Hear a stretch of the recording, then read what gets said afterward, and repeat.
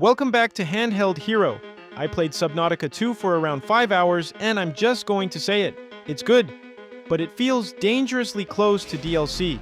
And I don't mean that as pure hate. The ocean is still beautiful.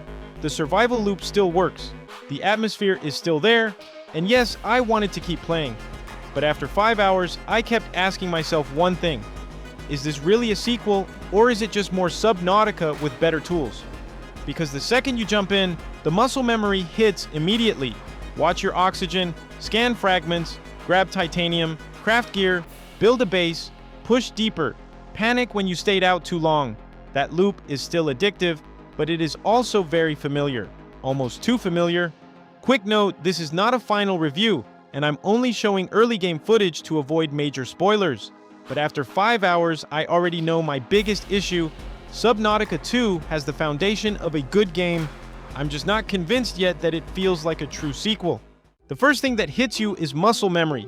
If you played the first Subnautica, your brain locks in almost instantly. You know the rhythm, you watch the oxygen meter, you scan broken blueprints, you collect titanium, you craft basic tools, you swim a little deeper than you should, then you rush back to safety because you got way too confident.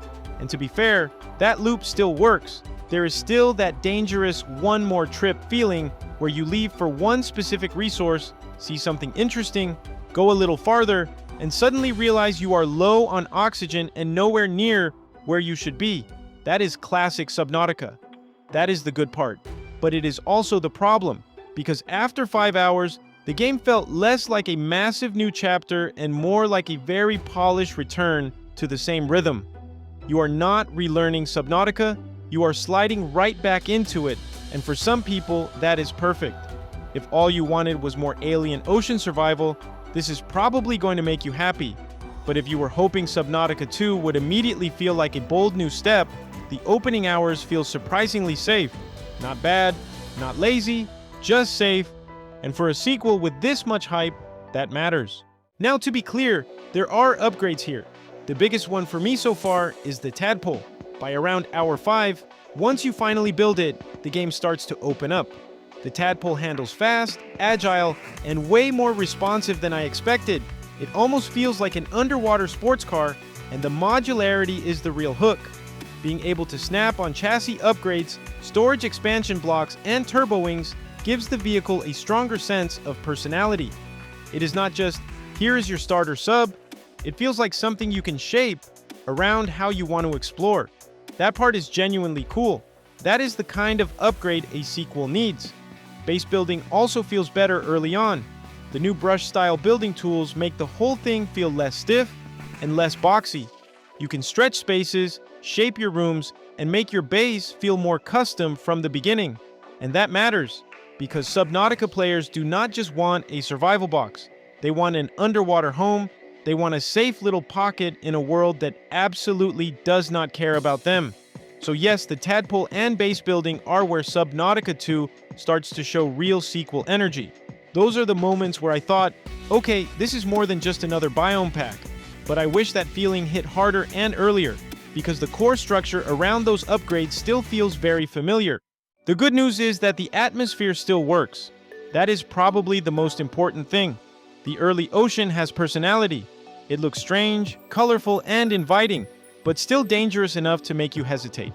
You still get that classic pull where you want to go deeper, even though every survival instinct is telling you to turn around. That feeling is the soul of Subnautica. The quiet fear, the curiosity, the moment where the water gets darker, the sound changes. Something moves in the distance, and your brain immediately goes, yeah, I should probably not be here. That is still here, but here is where I got a little disappointed. The early threats feel softer than I expected. Once I pushed beyond the safer starting areas and started running into larger predatory wildlife, I expected that helpless terror from the first game to hit harder. But some of these creatures felt surprisingly forgiving. They were easier to outmaneuver than I expected.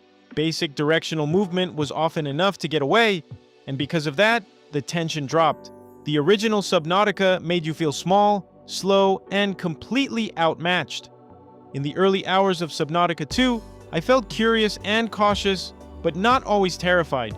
And maybe that changes later, Maybe the deeper areas are much worse, but after 5 hours, the horror side did not hit as hard as I wanted.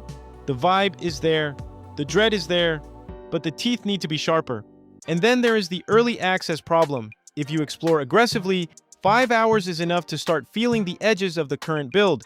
You can push toward areas that feel emptier, rougher, or clearly less finished. You can also run into high-damage guard creatures that feel like they are there to stop you from swimming into zones that are not ready yet. And look, I get it. That is early access. The game is not done. But this matters more for Subnautica than it would for most survival games, because Subnautica is built on mystery. You only get to discover the ocean blindly once. Once you see the creatures, the biomes, the roots, the unfinished edges, and the scary moments, you cannot unsee them. So if you play too much right now, you might burn through the mystery before the game is ready to give you the full impact. That is a real risk. Not because the game is bad, it is not bad, but because this is the kind of series where waiting can actually make the first experience better. So after 5 hours, is Subnautica 2 worth it? My answer is yes, but only if you know exactly what you are signing up for.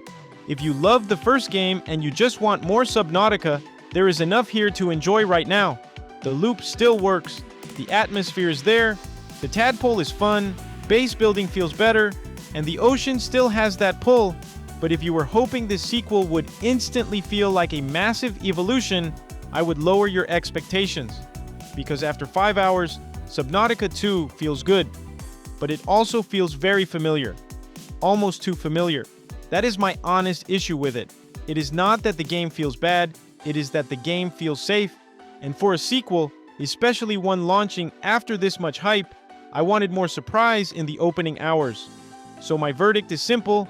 If you are a hardcore Subnautica fan and you are okay with early access, jump in. If you want the most complete, polished, and surprising version of this game, wait.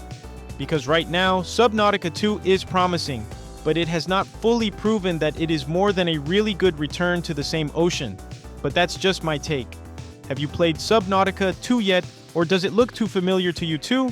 Drop your take in the comments, and if you want honest gaming reviews that don't play it safe, subscribe to Handheld Hero. See you in the depths.